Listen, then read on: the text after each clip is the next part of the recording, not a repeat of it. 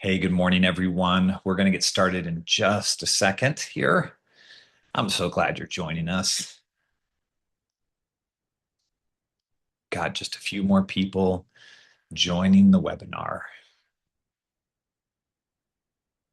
Okay, well, welcome everyone. I'm Dan Foster from Building Champions. Thanks for taking some time out of your very busy day to have this conversation around decisions and influence. This is what we believe is the core of leadership effectiveness.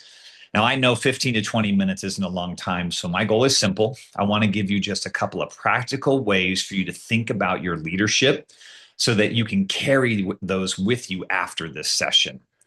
Because if you're leading anything right now, a team, a business, a key account, a department, or maybe you're just carrying the vision of the organization, you know that leadership can feel very heavy. There's decisions that are coming at you just constantly all day long. Some of them are small, some of them are strategic, some are personal, of course, and some affect other people in ways that you may not even see right away. And while you're making those decisions, you're also trying to bring people with you. You're trying to build trust and create alignment, communicate clearly, and just help others move in the right direction. That's a lot to carry on these shoulders of leadership. But when you step back from all the complexity of it, its effectiveness, your leadership effectiveness can ultimately be measured by two things: the decisions you make and the influence that you have. Your decisions shape where you go. Your influence shapes whether others are willing to go there with you. And together, they affect your results, the way people experience your leadership, and over time, the kind of leader you become. So let's look more closely at why these two dimensions matter so much. Every day, your leadership shows up in the decisions you make and the influence you have. Your decisions determine direction. They affect priorities and pace, the resources that you use, relationships, and the results you achieve. Your influence determines whether people understand that direction, whether they trust your leadership and choose to move with you. You can be a strong decision maker and still lose people along the way. We've all seen leaders who are super smart, they're capable, they're quick to act, but their teams feel excluded or steamrolled or disconnected from the decision making process. The leader may be right, but the room isn't with them. And on the other side, you can be relational and encouraging, but avoid the decisions that leadership requires of you. And in that case, people may like you, but they may not know where you're going. Over time, that lack of clarity can create frustration for people. And effective leaders learn to hold both. They make decisions with clarity and courage. They build influence by listening well, seeking to others to understand other points of view, and acting with consistency and credibility. And they understand that leadership is not just about getting the right answer, it's about helping people move toward the right outcome. That distinction matters because most leaders aren't making decisions in a quiet room with unlimited information and no consequences. They're making decisions in real time with imperfect data, competing priorities, and people watching you to see how you handle the pressure. So, how do you become the kind of leader who consistently makes better decisions and grows your influence without burning out or simply reacting to whatever feels most urgent? Well, it starts with perspective. Most poor decisions aren't made because leaders lack intelligence. They're made because leaders are working with an incomplete view. Pressure narrows the field of vision, and perspective helps us widen it again. And if perspective shapes the quality of our decisions, the next question becomes, well, then what causes us to lose perspective in the first place? And what we found is that there's three hidden barriers that make good decision making harder than it needs to be. The first barrier is speed. We all know leadership moves fast. When your day is packed from the moment you open your laptop, you don't always have time to think deeply. You move from meeting to meeting, conversation to conversation, issue to issue. It's like whack-a-mole. You're putting fires out. You're taking on the issues as they show up. And by the time an important decision comes along, you may be operating from whatever energy or attention you have left. The second barrier is pressure. And sometimes that pressure is external. It's a deadline, a client issue, or a conflict within your team, or a financial target that you've got to hit. Other times it's internal. You don't want to disappoint someone. You don't want to be wrong with your decision, or you don't want to have the hard conversation with someone that you really need to. The third barrier is proximity. When you're too close to a situation, it becomes difficult to see it objectively. You have history with maybe the people that are involved, or you're emotionally invested in the outcome, or maybe you're relying on assumptions without even realizing it. That's why one of the most valuable leadership disciplines is learning to pause long enough to ask better questions and see the situation from a broader perspective. It's not about asking yourself more questions, it's about asking better questions. So, questions like, what is actually true right now? Not what I hope is true, but what the facts, the people, and the results are actually telling me. What am I assuming? What am I avoiding? Who has perspective here that I haven't considered yet? And what decision would I make if I were leading from courage instead of pressure? Those questions create space. And sometimes that space is the difference between reacting and leading. At Building Champions, we believe self-leadership always precedes team leadership. The mindset of a leader shapes the quality of every decision. If I'm exhausted, defensive, distracted, or trying to prove something, that will influence how I show up and lead. But if I'm grounded, humble, and willing to seek perspective, I'm far more likely to make decisions that serve both the people I lead and the vision I'm responsible for. The next challenge is helping people understand it, trust it, and act on it, though. And that's where influence begins. So let's look at why influence, not authority, is what ultimately drives healthy, sustained results. You see, authority and influence are often confused, but they're not the same thing. Authority comes with a position. Influence, on the other hand, is earned. And it's earned when people trust your character, your motives, and your judgment. That trust grows when people believe you genuinely seek to understand before expecting to be understood. Authority can get people to attend a meeting, but your influence determines whether they engage once they're in the room. Authority can assign a task or a project. Influence brings and shapes the energy, the ownership, the commitment that people bring to the work that you've asked them to do.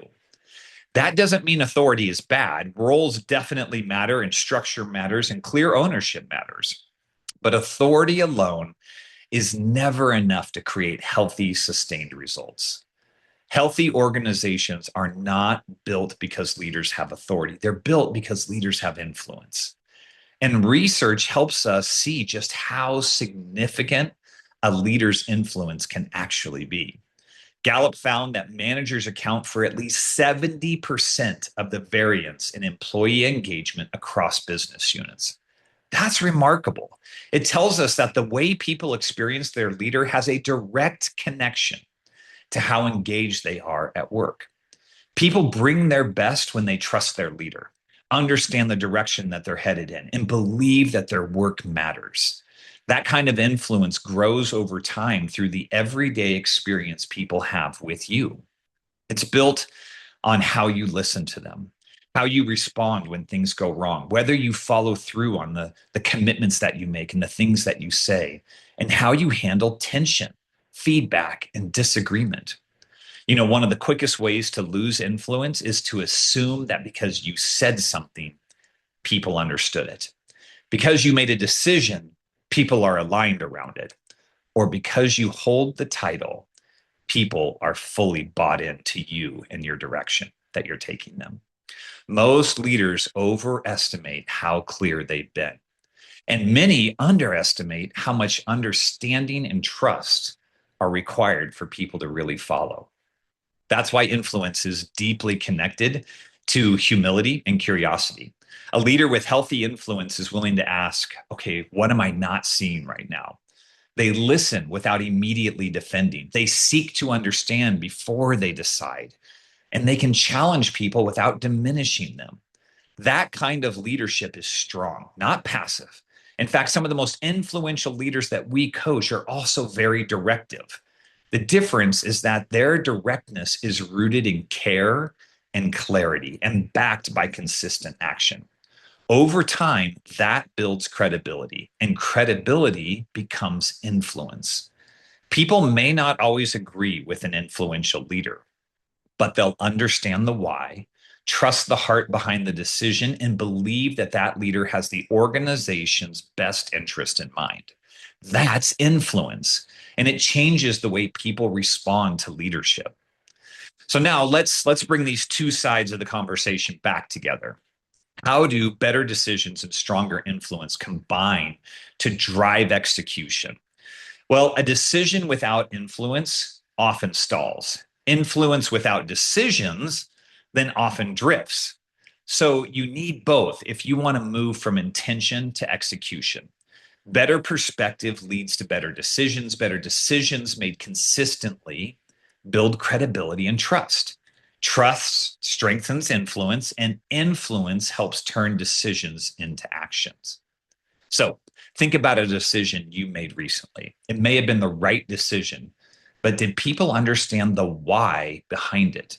Did they know what changed, what mattered most, and what their role was moving forward? That's often where execution starts to break down, not because the decision was wrong, but because alignment around the decision was just too thin.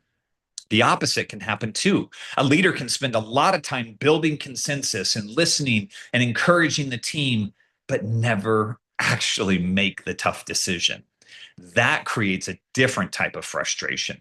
People may feel heard, but they feel stuck.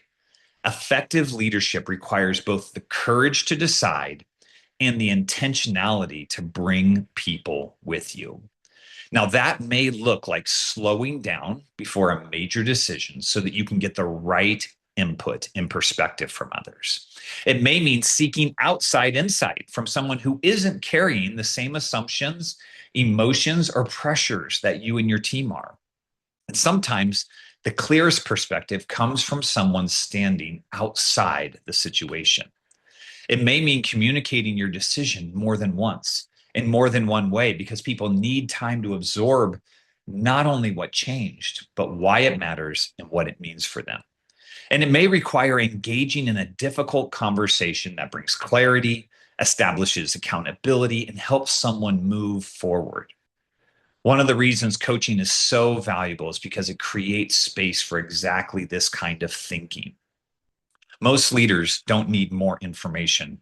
They just need time to process it. Someone who can challenge their assumptions and the accountability to follow through on what matters most. Coaching helps leaders step out of reaction and back into intentional leadership. So before we close, I'd like to leave you with two questions. Where do I need greater perspective and clarity in the decisions in front of me?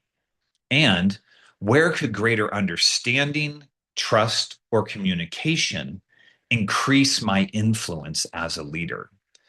Gang, leadership isn't about having all the answers. It's about asking better questions, making better decisions, and bringing people along with you.